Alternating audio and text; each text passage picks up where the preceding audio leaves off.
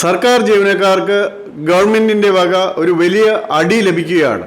അതായത് 13% DA പെൻഡിങ്ങിൽ കിടക്കുമ്പോൾ ഇപ്പോൾ സർക്കാർ ഹൈക്കോടതിയിൽ വാദിക്കുന്നത് DA ഒരു അവകാശമല്ല എന്നുള്ളതാണ്.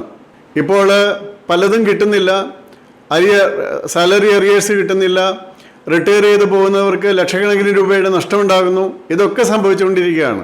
ഞാനിപ്പോൾ ഓർക്കുന്നത് 2002 ലീവ് സറണ്ടർ കൊടുക്കാതിരിക്കുകയും അതുപോലെ ചില സാമ്പത്തിക ഓസ്റ്ററിറ്റി മെഷേഴ്സ് നടപ്പാക്കുകയും ചെയ്തപ്പോൾ അന്ന് വലിയ തീവ്ര സമരം പ്രഖ്യാപിച്ച് 5.5 ലക്ഷം ജീവനക്കാരിൽ ബഹുഭൂരിപക്ഷം വരുന്ന സംഘടനകളുടെ നേതൃത്വമുള്ള ഇപ്പോഴത്തെ മുഖ്യമന്ത്രി അടങ്ങുന്നവർ സമരത്തിന് പോവുകയും ഒരു മാസത്തിലധികം ആ സമരം നീണ്ടു നിൽക്കുകയും ചെയ്തതാണ്.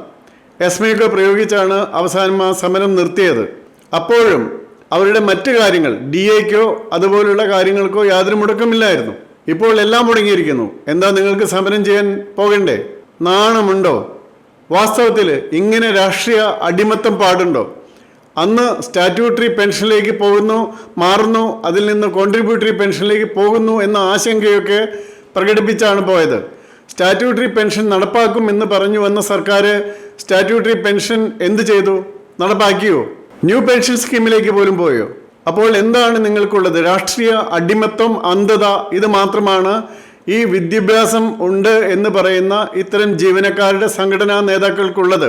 അതുകൊണ്ട് ജീവനക്കാർ ഒരു കാര്യം മനസ്സിലാക്കുക, അവരുടെ ശരിയായ അവകാശങ്ങൾ നിലനിൽക്കണമെങ്കിൽ ആദ്യം രാഷ്ട്രവും പിന്നീട് സംസ്ഥാനങ്ങളുമൊക്കെ നിലനിൽക്കണം. അതിന് ചില സമയത്ത് ചില ത്യാഗങ്ങൾ ചെയ്യേണ്ടി വരും. പക്ഷേ അവർ മാത്രമല്ല ത്യാഗം ചെയ്യേണ്ടി വരുന്നത്. അതേസമയം ധൂർത്തടിച്ചും കാര്യക്ഷമതയില്ലാതെയും കിട്ടുന്ന പണം ചെലവാക്കിയാൽ അതിൽ നിന്ന് പുനരുൽപാദനപരമായിട്ട് ഫണ്ടുകൾ ഉണ്ടാകുന്നില്ലെങ്കിൽ തീർച്ചയായിട്ടും അവർ അത് സഫർ ചെയ്യേണ്ടി വരും. അപ്പോൾ രാഷ്ട്രീയ അന്ധതയ്ക്കും അടിമത്തത്തിനും അടിമകളായി ഇപ്പോൾ കിടക്കുന്ന ഇത്തരം 2002 സമരവുമായിട്ട് വന്ന സംഘടനകളുടെ നേതാക്കളോട് നിങ്ങൾ ഇപ്പോൾ സംഘടനയുള്ളവർ താടിക്ക് പിടിച്ച് ചോദിക്കണം, എന്താണ് ഇപ്പോൾ നടപടിയൊന്നും ഇല്ലാത്തത് എന്ന് കൃത്യമായി ചോദിക്കുക. മറുപടി വാങ്ങിക്കുക, ഇല്ലെങ്കിൽ സംഘടന വിട്ട് പുതിയ സംഘടനയുണ്ടാക്കുക. അതല്ലേ വേണ്ടത്.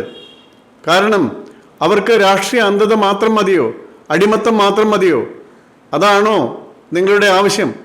അത് ഏതു സർക്കാരിനാണ് DA അവരുടെ അവകാശമല്ല എന്ന് പറയാൻ പറ്റുന്നത്? മറ്റെന്തെല്ലാം കാര്യങ്ങളിൽ ഇപ്പോൾ പ്രിസണിലെ തടവുകാർക്ക് അവർക്ക് ഉള്ള ശമ്പളം 620 രൂപ വരെയായി വർദ്ധിപ്പിച്ചിരിക്കുന്നു. അത് പ്രിസൻസിൽ നിന്ന് കിട്ടിയ നിർദ്ദേശം 350 ആയിരിക്കുകയാണ് അത് ചെയ്തത് എന്നുകൂടി ഓർക്കുക. അപ്പോൾ അതൊക്കെ ചെയ്തു കൊടുക്കാം. പക്ഷേ എന്തുകൊണ്ട് ഗവൺമെൻറ്റിന് ഇത് ചെയ്യാൻ പറ്റുന്നില്ല? എങ്കിൽ ഓപ്പണായിട്ട് സമ്മതിക്കട്ടെ, ഞങ്ങൾക്കിത് പറ്റുന്നില്ല, ഇന്ന കാര്യം കൊണ്ട് പറ്റുന്നില്ല, അന്ന് ചെയ്ത കാര്യം തെറ്റായിരുന്നു, അങ്ങനെ ചെയ്യേണ്ട കാര്യമില്ലായിരുന്നു, സാമ്പത്തികമായിട്ട് ബുദ്ധിമുട്ടുകൾ വരുമ്പോൾ ചില നടപടികൾ ആവശ്യമായി വരും, അതിന് സംഘടനകൾ കൂടി സഹകരിക്കണം, ജനങ്ങളുമായിട്ട് സഹകരിച്ചു പോകണം, അവരുടെ പ്രശ്നങ്ങൾക്ക് ബുദ്ധിമുട്ടുണ്ടാക്കരുത് എന്ന് പറയണം.